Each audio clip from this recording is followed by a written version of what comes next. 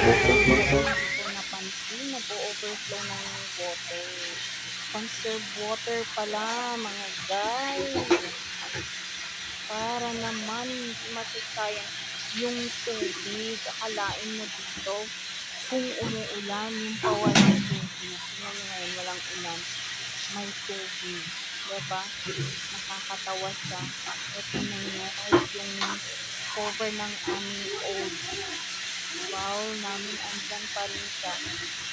Kaya, kuskus pa rin ang kuskus. Para komportable tayo pag gusto natin gamitin ang ating CR or comfort room. Sana, linis naman ako sa ginagawa ko, pero sino naman ang magbe-benefit nito kung hindi ko lilinisan ng comfort room natin? Namin pala. Diba? So, nakikita nyo na yung ginagawa ko ngayon. This is my now. So, kailangan talagang linisan. Sige, tingnan nyo ano nang ginagawa ko. Sinasabihan ko na nga sila araw-araw pag meron kami mga ginagawa, kahit saglit man lang, daanan nila ng linis yung aming comfort room.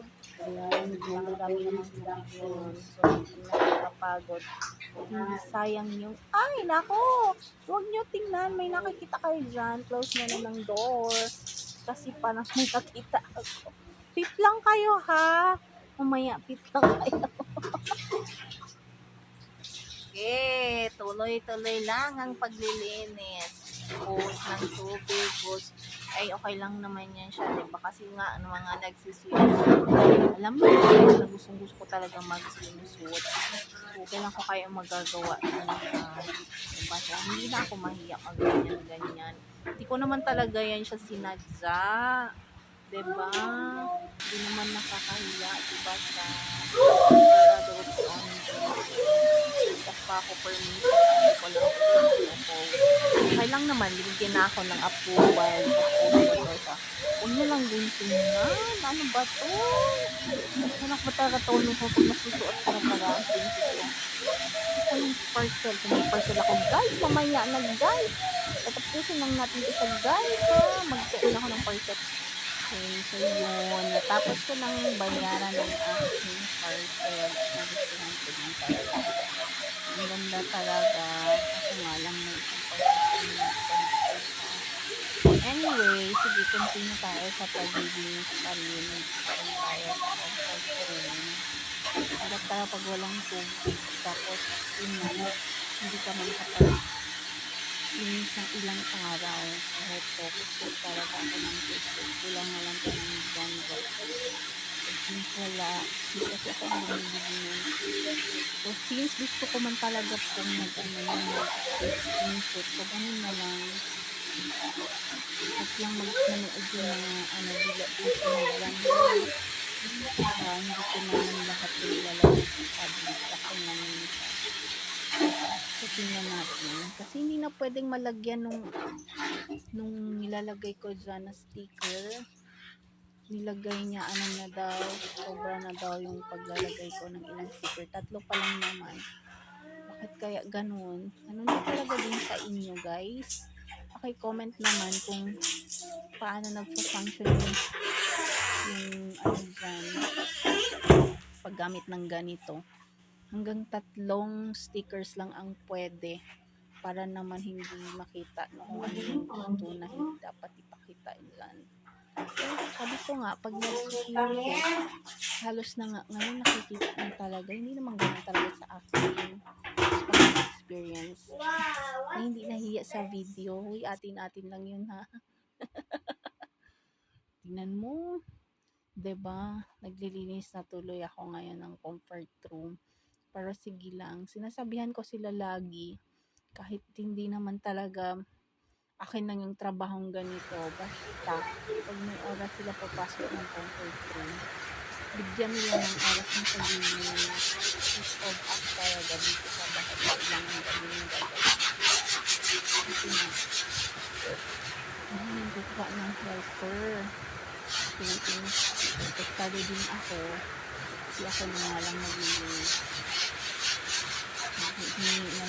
ng bayad sa bahay. Sa may-ari ng bahay, joke lang. Hindi, parte na yun siya ng mga gastusin na binibigay nila sa akin, parte na din yun ng pag nauli ko sa kanila. Ganun mga naabil namin dito, free lahat ng mga naabil namin sa ganyan paraan man lang mapabalik natin yung mga ginagastos nila sa amin.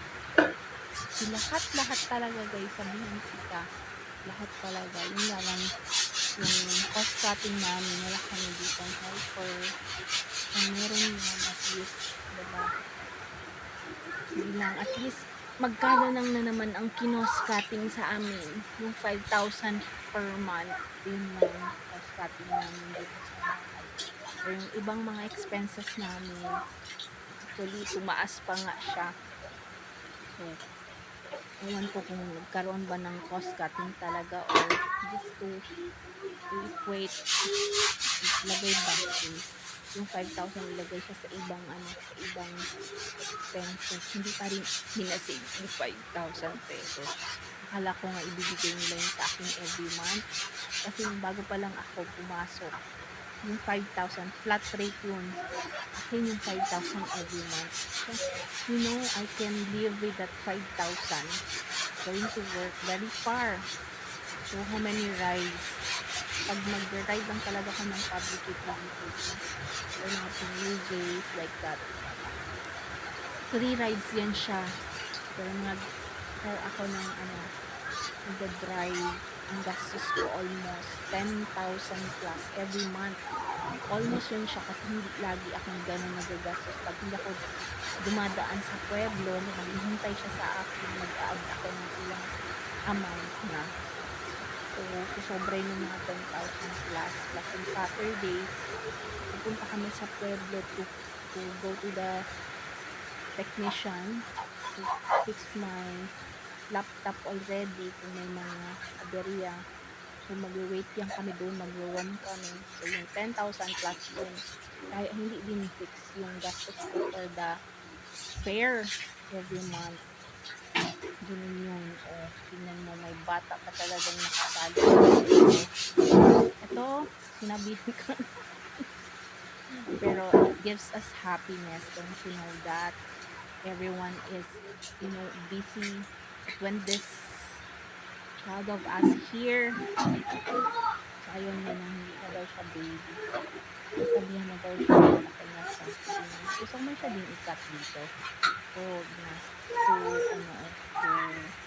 what is this? Add lively conversation and of course, may pagka-tengkoy-tengkoy din yung batang yan.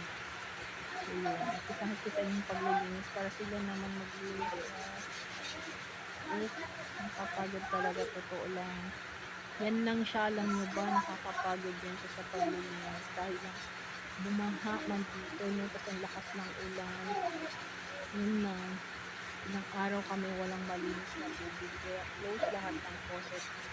Wala kaming makunang tubig talaga. Nakakapagod dun sa kabila kami ng water. Kaya walang linis-linis yung comfort room look. At yun na talaga may lumabas dyan na tubig. Akalain na kulay itim talaga siya. Ang pangit tingnan. Ang dumi-dumi talaga siya. Hindi ko alam kung saan galing yung dumi na yun. Kasi kahit bumaha siya, pumasok yung tubig dito sa amin, hanggang kitchen lang siya. Dito talaga. Always ganun yun dito. Kasi mababa pa yung yung kitchen namin, hindi pa siya pinataas. Pumapasok yan dito ang water. Pag malakas talaging ulan, tapos may bagyo. Sa labas yan siya, madami na din yung mga tubig ko. Hindi ko alam kung kanino mga apektadong pumapasok yung tubig. So sa ngayon, yung tubig dito. Hindi umuulan.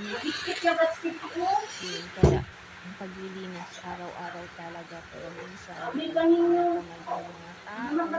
Hindi talaga. Pero minsan kasi, pag dumadating yung gano'n, hinahayaan lang na later on, ikakot nyo lang yung mga dapat nang gawin. dito sa amin lahat. Kung nakikita niyo naman siguro, yung bata dito sa amin, 3 lang yung bata namin. Tapos yung baby dyan, yan lang yung pangatlo namin. So, yun lang yung mga tao dito. Ako yung nasa bahay ngayon, sa mga ilan. 1 year na talaga ako nandito. Wala akong magawa. Kaya, nag-try akong pumasok sa live selling. Ayoko man yung gawin. Kasi hindi ko nga panahon na gagawin yun siya. Pero napilitan na ako. Sabi ko, sige nga, ba't ako binigyan ng ganito? Bang kita ba ka si Tala ba Hindi kita? ako Esta. nakapasok. Kasi tayo ko. Pero, I observe, nag-browse ako dito, madaming nakapasok doon. Simple nga yung mga tindahan nila. Trabaho ko do Hindi debo kasi physical sila store helper. talaga, nasa bahay lang talaga sila. Sabi ko, ba't nakakapasok sila as easy as that? Pero Ano ba meron taon din ko na dito trabaho?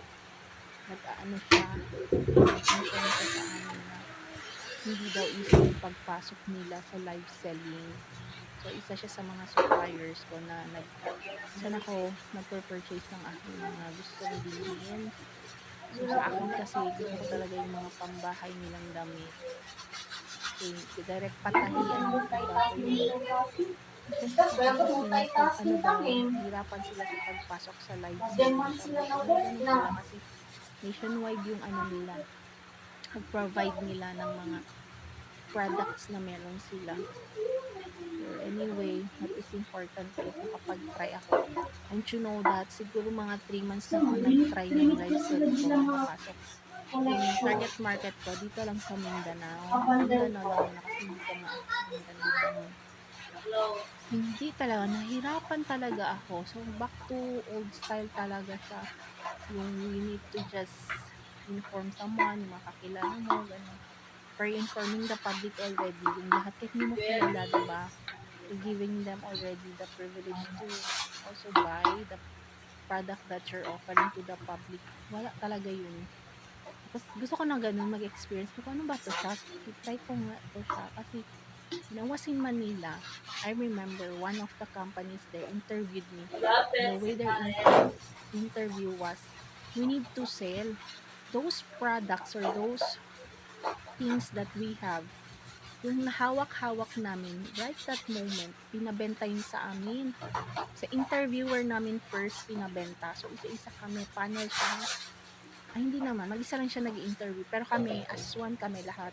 So, we can really see the strategies that our competing, yung nag-applicants, how they sell or how they present the product to the interviewer. So, whatever we have there, hinahawakan man namin or ginagamit namin sa panahon ng interview, we are going to sell that to our interviewer, and then we are going to sell. The next step will be we will sell the product to our co-applicants. So face to face yan kami. Or if not, ikaw yung magsisell sa mga applicants. We'll just observe to you the product that how you are going to present to them. These people who are listening to you will be persuaded and they're going to buy for the product. Ganun ba yun? So anyway, what is important is natuto din ako kasi ayaw naman talaga din sa selling. So pag naghahanap ko ng trabaho, yun, you will be forced already. Diba? What is important is yung tinuro sa amin, the buying power of the customer, and then the persuading power of the seller, how you're going to put that into actual already, doon pa rin siya. Iisip ko nga lang yung mga tinuro sa amin yung panahon na in-interview kami. Ano ko pala dito, no? I'm late na sa akin and on my service already. And I want to Manila and already 37, sa panahon na 37. Tapos yung mga kasama ko, alam nyo ba yung iba, parang ano lang nila yung gusto yung katapos ng pag-aaral. Pero, nagustuhan ko din yung ano nila, way of answering nila, way of presenting nila, I don't know if their courses alam sa